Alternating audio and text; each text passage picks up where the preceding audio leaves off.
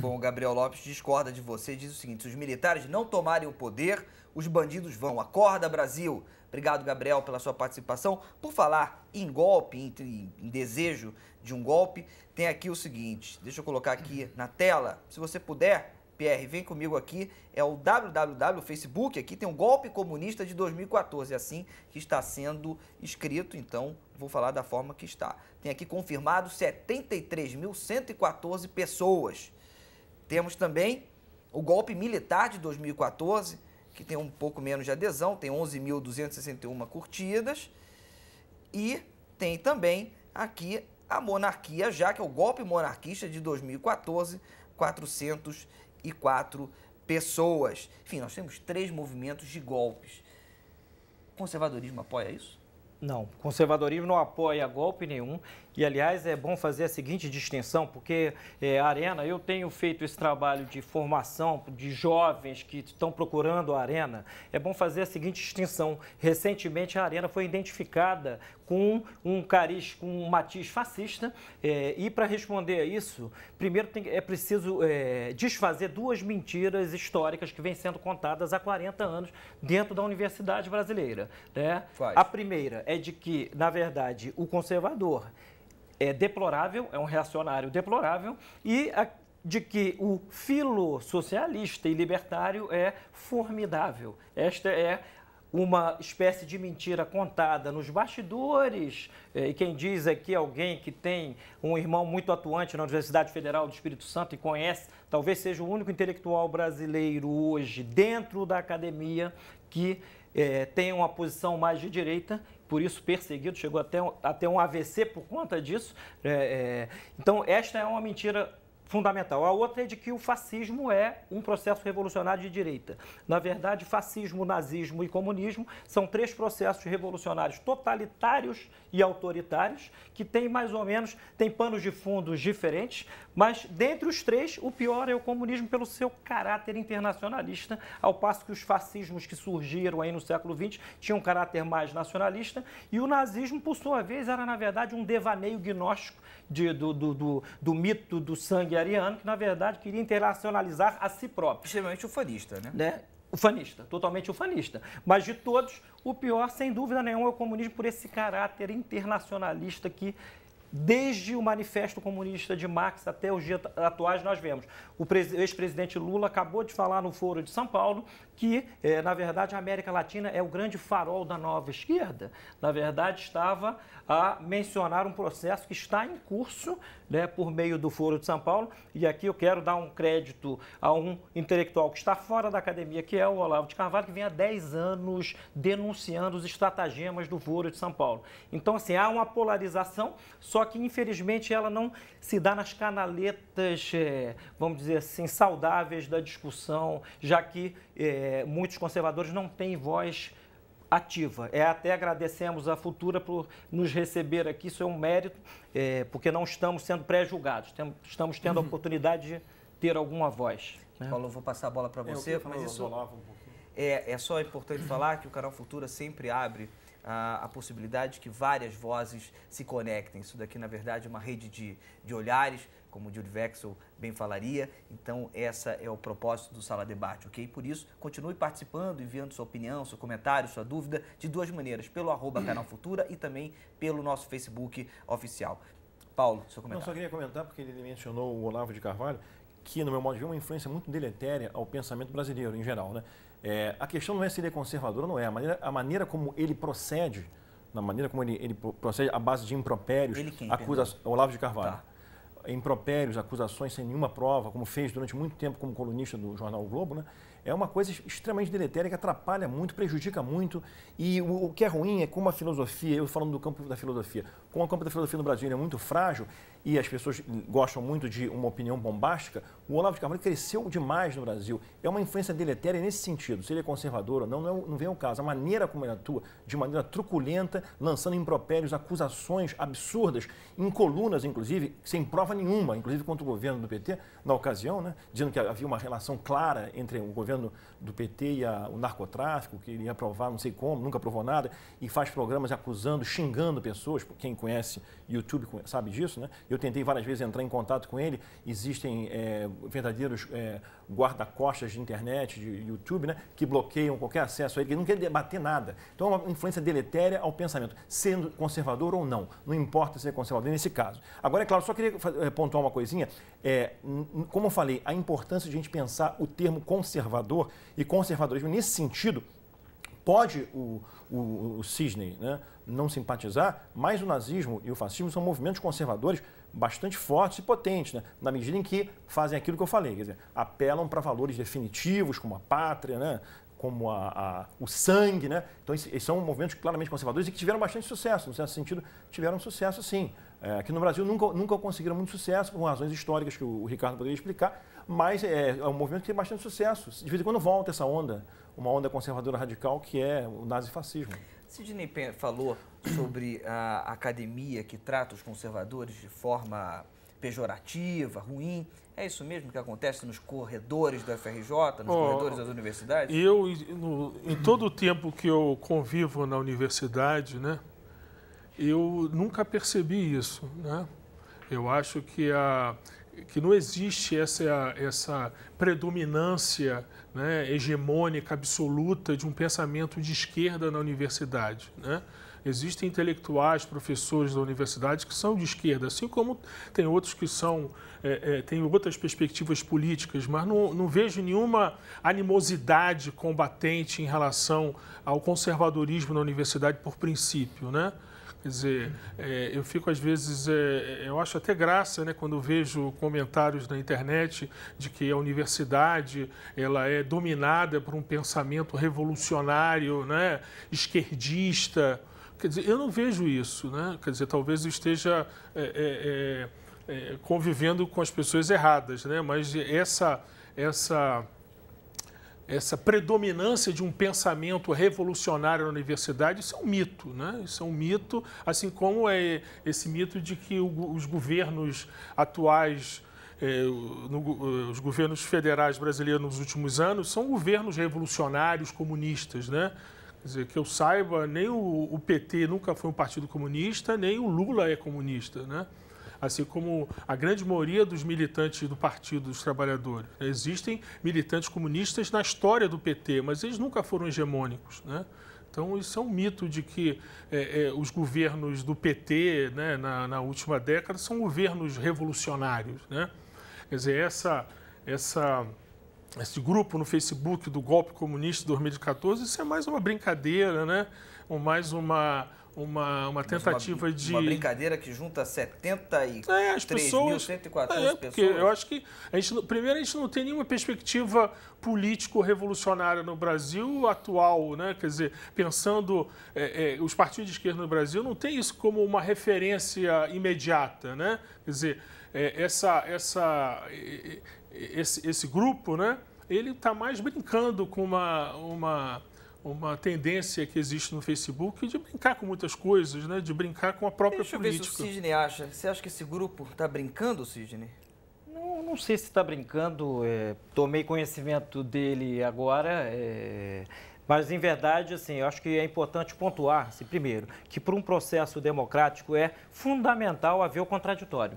E hoje, no cenário político brasileiro, do PSOL ao PT, nós temos diferentes matizes de uma mesma cosmovisão materialista, ou seja, não há direita no Brasil organizada. Não há um pensamento de direita. Ele começa a forjar-se aqui e ali, mas não organizadamente. Quem são os partidos de direita no Brasil?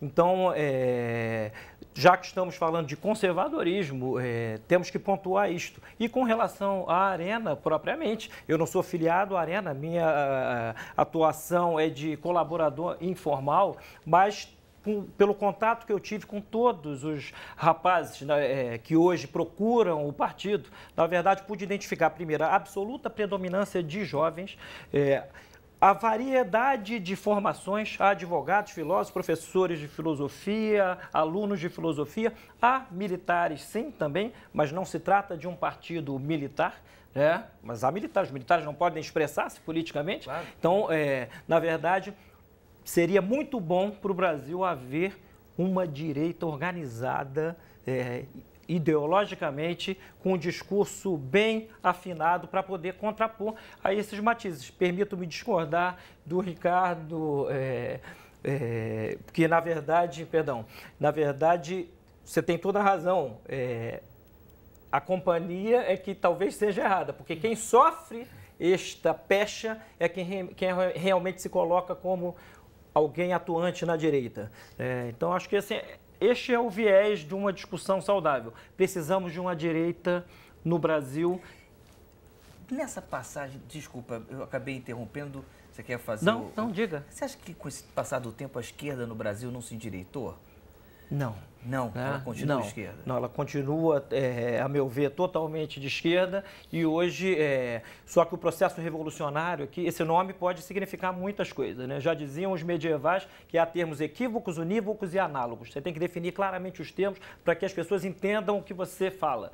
Revolucionário não é só o processo de tomada de poder, é um processo em uma espiral constante que vai mudando o vetor dos valores sociais. Então, hoje nós já vivemos uma revolução anticristã, né, que pode ser percebida na pauta hoje dominante na política, desde aborto, casamento entre homossexuais, enfim, um conjunto de ações que é a espécie de pá de cal sobre os resquícios de civilização cristã. Então, o conservador é alguém contrário a isso por princípio, por meio e por fim. Então, Agnês Leal, esses querem falar alguma coisa? Deixa eu só rapidinho falar o comentário dos nossos telespectadores, eu passo a bola para você, tá, Paulo? Eu também queria falar. Agnês, obrigado pela sua participação, tá? Passo a bola primeiro, Paulo, depois for para você, tá, Ricardo?